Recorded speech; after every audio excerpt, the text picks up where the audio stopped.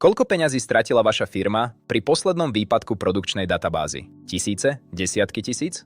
A čo je horšie, koľko hodín zo svojho voľného času si obetoval ty, aby si ten kolaps uprostred noci manuálne hasil? Klasický reaktívny monitoring je mŕtvy. Keď ti pípne alarm, systém už leží a biznis krváca. Moderné IT infraštruktúry vyžadujú prediktívny štít. Volá sa Sentinel AI. Autonómny systém, ktorý vidí zlyhanie hardvéru alebo SQL deadlock 48 hodín pred tým, než k nemu reálne dôjde. Už žiadne hádanie a slepé pozeranie do grafov.